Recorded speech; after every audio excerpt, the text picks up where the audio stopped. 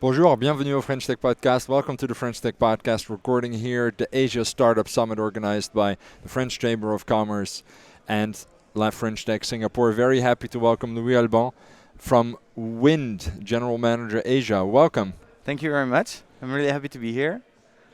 So you're a retail tech startup based in Bangkok, is that correct? Yeah, it's based in France, and the Asian chapter is based in Bangkok for the moment. Handling all of the expansion into Southeast Asia through Bangkok. Could I ask you to tell you a little bit about your company, what it is that you guys do? Yes, so Wynd is the omni-channel platform for brick-and-mortar store to digitalize their point of sales and create new customer journey online to offline, such as click and collect, drive, or express delivery. So basically, from what I understand, if I understand correctly, right, that means that you help physical stores compete with the online world. Exactly. Yeah.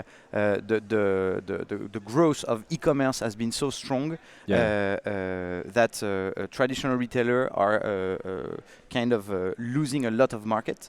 But they have really strong assets. Their stores spread all around the cities, and we're trying to bring back the store and the relation with the customer into the discussion online. So trying to capture people online, bring them into the stores, and offer them as much flexibility when it comes to payment, orders, refund, etc.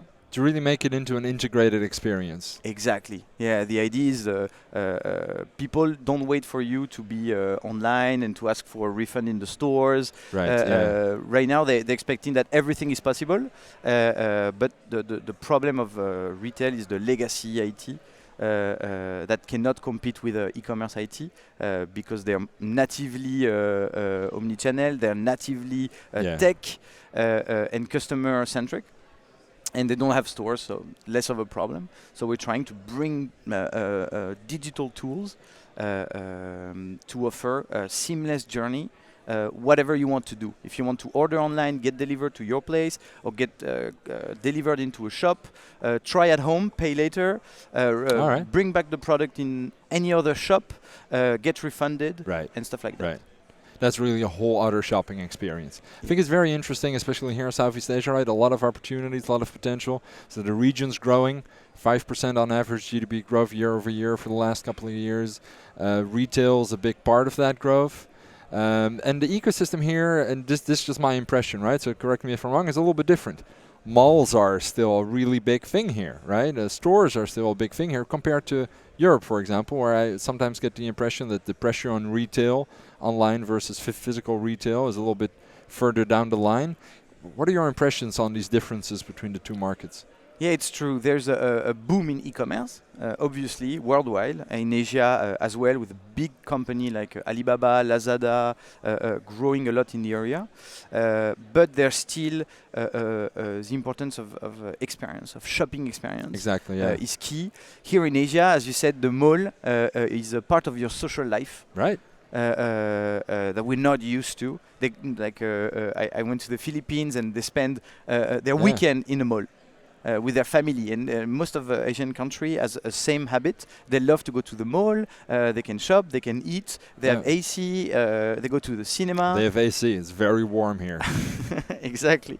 So it's something we're not used to. So we have to also adapt when it comes to innovation to those new usage that we're not used to in Europe, and you have to adapt your product. One of the big mistakes that usually a European company does when they arrive to Southeast Asia or Asia, say, hey, develop Asia. Right, exactly, yeah. And this is the big problem. There's so many different countries, so many different culture, and even inside a country, different language, culture, ways of shopping that you have to take into account when you choose which country to target and to see if there's a market fit for your product.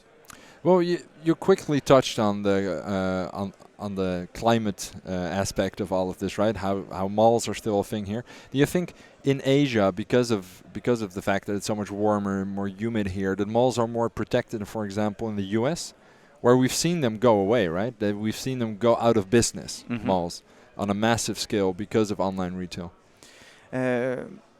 I think the way here of the mall, I told you, is more of a social life.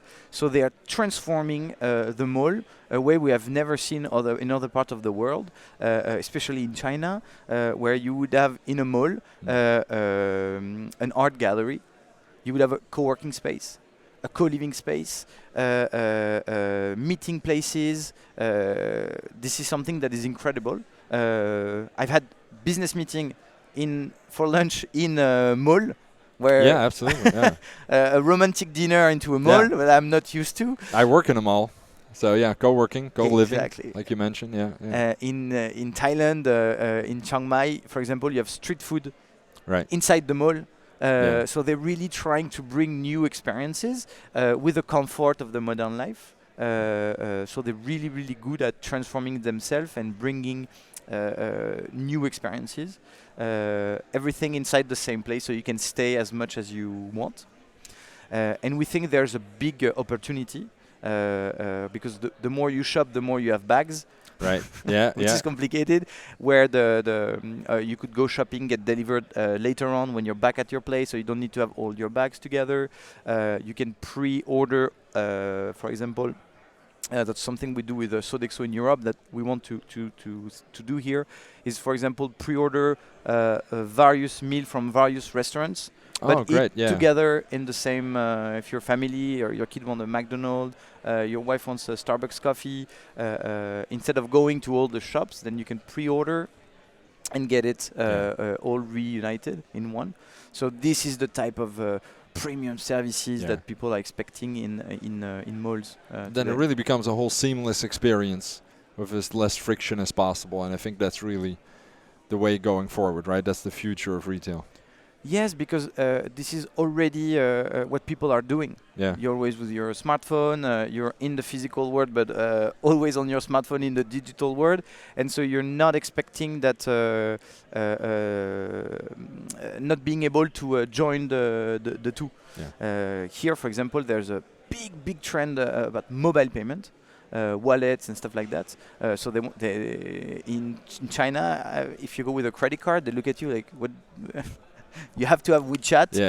You pay with your smartphone, and this is your wallet. And this is something that we still have in Europe. Difficulty to push this kind of solution. It takes some time. And here the market is huge for mobile payment. Absolutely. Before we wrap this up, so we're here at the Asia Startup Summit. A lot of pitches going on, a lot of meetups between startups, corporates. What's your impression so far? It's very exciting. It's very challenging. Of course, there's a lot of competition. We see that French, because we are with the French team, are really good. They raise a lot of money. They have great traction in France, and with the help of the Chamber of Commerce, BPI, come here with a very strong help. So very, very, very good. It's interesting to see a lot of also big companies interesting in seeing what's happening in the startup world. This is something changing really strong. It was not the case 5 years ago, and this is something very, very exciting. All right, fantastic. Thank you so much for taking the time to talk to us. Thank you, Nikolai. And enjoy the rest of this event. Yes. Thank you.